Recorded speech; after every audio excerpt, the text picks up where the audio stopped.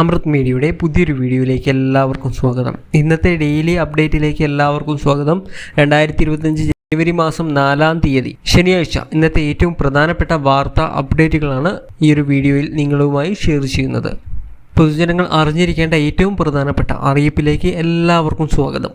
ലോകം വീണ്ടും ഒരു അടച്ചുപൂട്ടലിലേക്ക്. അപ്പോൾ എല്ലാവരും ആദ്യം തന്നെ ഈ ഒരു വീഡിയോ ലൈക്ക് ചെയ്തു വെക്കുക, എങ്കിൽ കൂടുതൽ ആളുകളിലേക്ക് ഈ ഒരു വീഡിയോ എത്തിച്ചേരുന്നതായിരിക്കും. ചാനൽ ഇതുവരെ സബ്സ്ക്രൈബ് ചെയ്യാനും ആ ബെൽ നോട്ടിഫിക്കേഷനിൽ ഓൾ എന്ന ഓപ്ഷൻ എനേബിൾ ചെയ്യുവാനും മറക്കരുത്. വേണ്ടി വരുമോ എന്നുള്ള ഭീതിയിലാണ് ഇപ്പോൾ ലോകരാജ്യങ്ങൾ. എല്ലാം തന്നെ കോവിഡ് മഹാമാരി സൃഷ്ടിച്ച ആ വലിയ ആഘാതത്തിൽ നിന്ന് ലോകം പതുക്കെ കരകയറി വരുന്നതേയുള്ളൂ.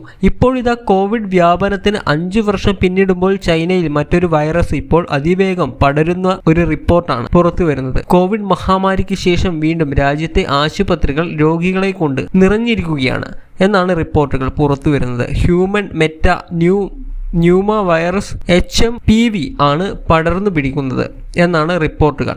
ചൈനയുടെ വടക്കൻ പ്രവിശ്യയിലാണ് കൂടുതൽ കേസുകളും റിപ്പോർട്ട് ചെയ്യുന്നത് എന്ന് വൈറസ് ബാധിച്ച നിരവധി മരണങ്ങൾ സംഭവിച്ചതായും അന്താരാഷ്ട്ര മാധ്യമങ്ങൾ റിപ്പോർട്ട് ചെയ്യുന്നുണ്ട്. സാധാരണയായിട്ട് ജലദോഷത്തിന് സമാനമായിട്ടുള്ള ലക്ഷണങ്ങൾ ഉണ്ടാക്കുന്ന ഒരു വൈറസാണ് ഹ്യൂമൻ മെറ്റ ന്യൂമോ. കടുത്ത ചുമ, മൂക്കൊലിപ്പ്, അടഞ്ഞ മൂക്ക്, പനി, തൊണ്ടവേദന എന്നിവയാണ് സാധാരണ രോഗലക്ഷണങ്ങൾ. എന്നാൽ അസുഖം മൂർച്ഛിച്ചാൽ ശ്വാസകോശം അഥവാ ശ്വാസം മുട്ടൽ, ശ്വാസമുട്ടലും ശ്വാസതടസ്സവും പോലുള്ള ബുദ്ധിമുട്ടുകൾ കാണിച്ചേക്കാം. ചില സന്ദർഭങ്ങളിൽ അണുബാധ, ബ്രോങ്കൈറ്റിസ്, ന്യൂമോണിയ, ആസ്മ പോലുള്ള സങ്കീർണതയിലേക്കും ഇത് നയിച്ചേക്കാം.